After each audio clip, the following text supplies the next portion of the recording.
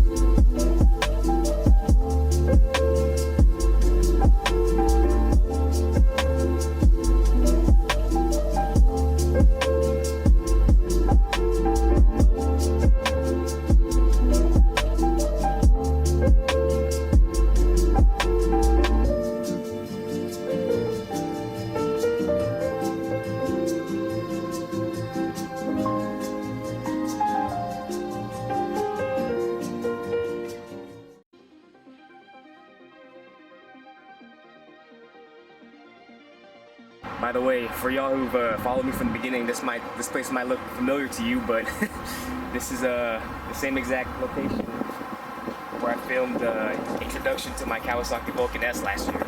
So in this video, I want to talk about the car itself. Y'all already saw the reveal video in the last video. So it's a 2003 Acura RSX Type S. It's front-wheel drive, naturally aspirated, 6-speed transmission. The Honda K20 A2 motor in here puts out about 200 to the crank and about 140, 150 pound-feet of torque about. That's a rough estimate. It's considered a coupe, but the trunk area is technically a hatch.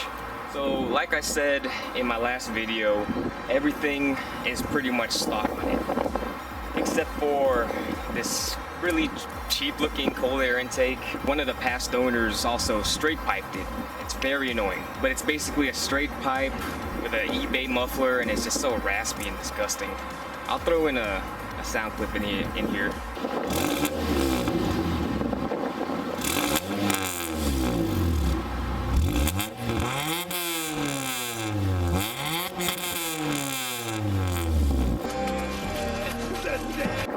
It sounds like doo-doo. It sounds like complete shit.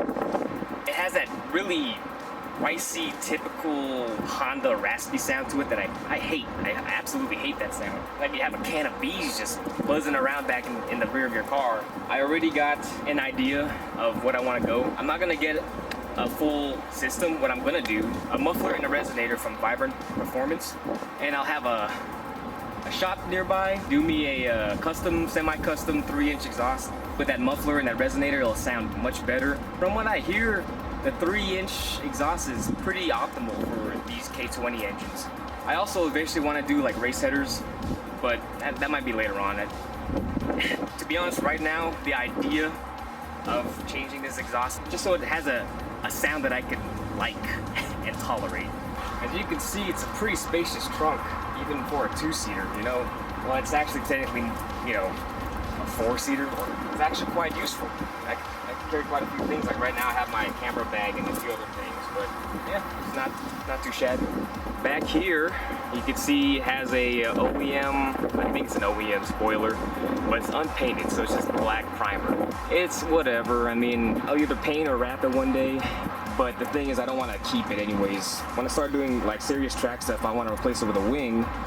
But before that, I might go do a duckbill style spoiler, because generally I like those in terms of aesthetics better.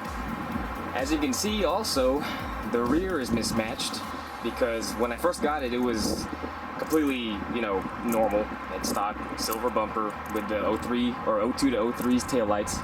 Me and my buddy Steve converted the rear to an 05, 06, which is a fairly common mod for these. Unfortunately, I did not record the conversion. For those wanting to do this with an RSX from 02 to 04, you need 05, 06 bumper, tail lights, and although these aren't necessarily needed, it is nice to have the 05, 06 taillight gaskets and the bumper brackets that mount right under the tail lights, because right now I just have the 02, 04 ones and it fits, but it's kind of shoddy. I eventually am going to find a, you know, proper taillight bracket things. Also for the lights, the tail lights, the tails and brakes, I believe, are plug and play. The reverse lights of the 05, 06 are the same connectors and plugs as the 02, 04's marker lights. Right now I don't have marker lights because we took those off and rewired them to where the reverse lights are supposed to be. If you have an RSX and you're gonna do this, at the time we kind of jumped into it unprepared, and so we had to do all these like rewiring and splicing and stuff. There's a whole write-up on this that we found after the fact. I'll put it in the description. All right, here we are in the engine bay. As you can see, it's pretty much stock. I recently removed the plastic engine cover that covers the fuel rail because it wasn't the right one. It was off a base model, I believe. As you can see, I have the cold air intake that the previous owner put on. It's I don't really care for it. I mean, I do want to get a better one eventually, but it's not really priority. But you know, one day. Me and Steve recently led the clutch and put new brake fluid. We're gonna do a full brake job in the future, but we're gonna wait till we get closer to race season, basically. Also, as you can see, one headlight is not like the other. One's pretty much clear and kind of newish. The other one is definitely old and probably even like the original headlight. This particular car, I believe, had an accident.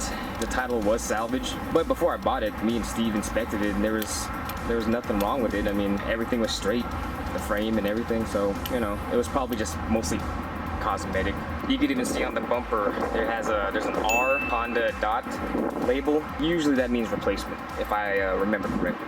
I do have something in the works for the front end conversion. I recently got some things in. I just need a few more things that pertain to the lighting, and we should be good to go to convert. I will pretty much be happy in terms of aesthetics, I guess, for this car for the time being. I just need to polish up the new headlights, make sure all the connectors and whatnot come in. I'll be making a video on that. In terms of the engine, I'm not really gonna do a lot to it other than the intake. I've said that a million times already, but there are some little things here and there that I want to do.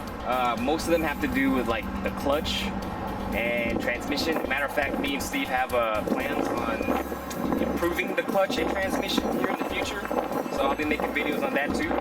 In terms of far goals, I do want to eventually delete the power steering, so it'll be, you know, the power steering will be looped and it'll be manual steering. It's gonna suck for daily driving, but it's gonna be so much better for performance driving. I'm kind of hoping that I would be able to deal with it and adapt to it to where I can still daily drive it despite how inconvenient it is. I do want to get an RBC manifold for the intake, get at least a 3-inch throttle body. I'll eventually do a strut bar. In terms of performance, I don't really care. It performs well. I want this engine to be reliable. There is a leak back there, which I'm pretty sure is the power steering, which power steering leaks are actually pretty common on these cars, which is another reason why I want to delete it eventually anyways. As for performance, I'm fine with it. I just want it to be reliable. I just want the engine to stay healthy. I might do little things here and there, but that's about it.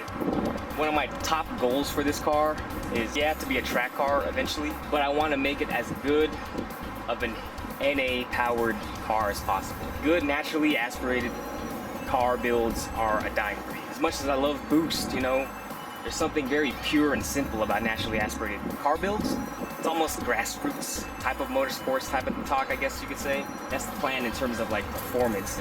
I want to get it as good performing, naturally aspirated as possible. I do have plans for wheels and suspension, of course. Still up in the air on what suspension I want, like coilovers, but actually I'm thinking of going like Coney struts and lowering springs, because at this point I'd rather have high-end struts and lowering springs than low-end coilovers, you know? There's a bunch of little suspension stuff that I want to do also. Sway bars, strut bars, rear lower control arm, upgrade all the bushings, because as far as I can tell, it's still all original. Like the entire car, like suspension-wise, is all original. We haven't been able to get around to taking off the tires and inspecting all the components to see what needs to be fixed and or upgraded. As you can see, it has the stock wheels just kind of painted black. I think they're powder coated, but I don't know.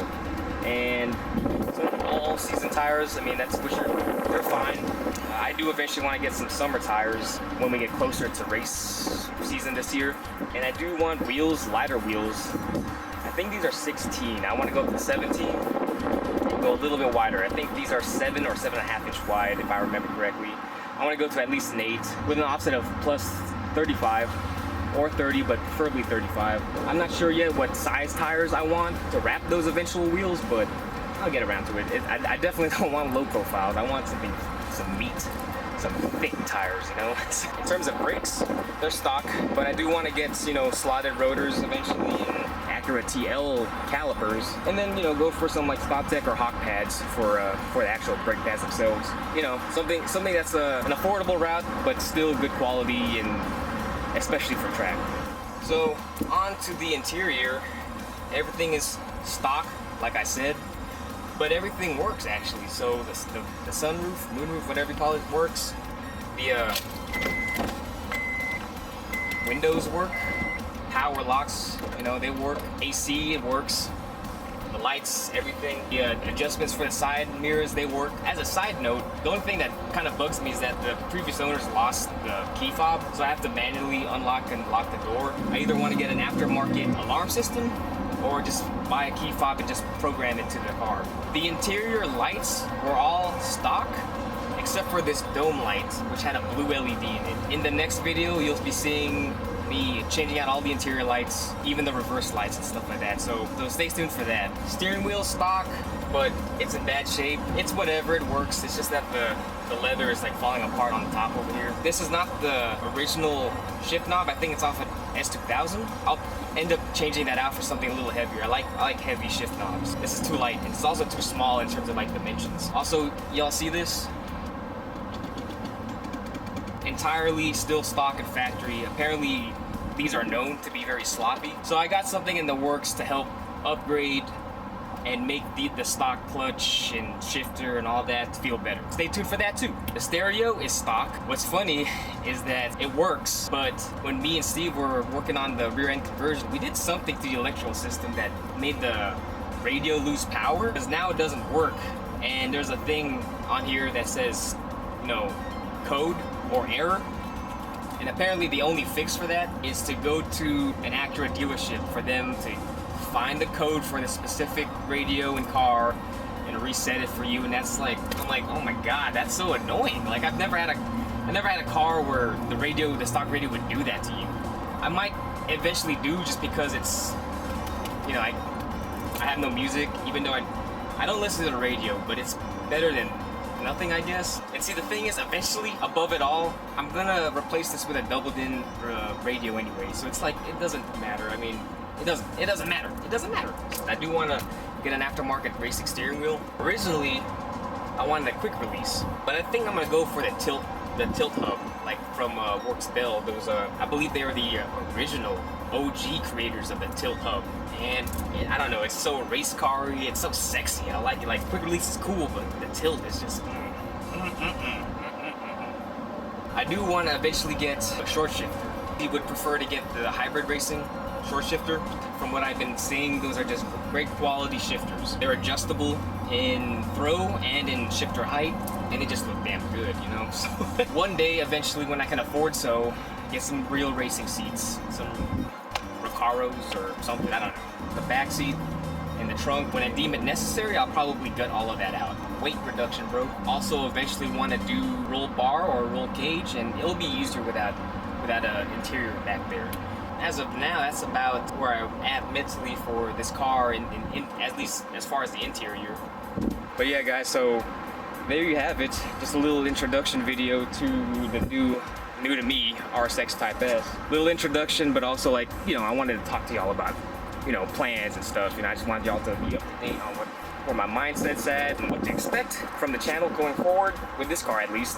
I still want to do some stuff for the Vulcan, obviously. Yeah, until then, there's probably some like little things that I missed in this video, but you know, they're not that important. They might be little to the point to where I won't even make videos on them. I might just make, you know, a post on Instagram. Follow me on Instagram if you don't. Post on Instagram or whatever, some little things that I add. Or throw it in as a side point to a main subject video of something else or something. I don't know. We'll see. The hell happened? Alright guys, so if you enjoyed this video, give it a thumbs up and subscribe. Especially if you want to see more stuff in the future about this car and the bike. You know, I'm still doing stuff with the bike. Thank y'all, and I'll see y'all on the next one. Peace.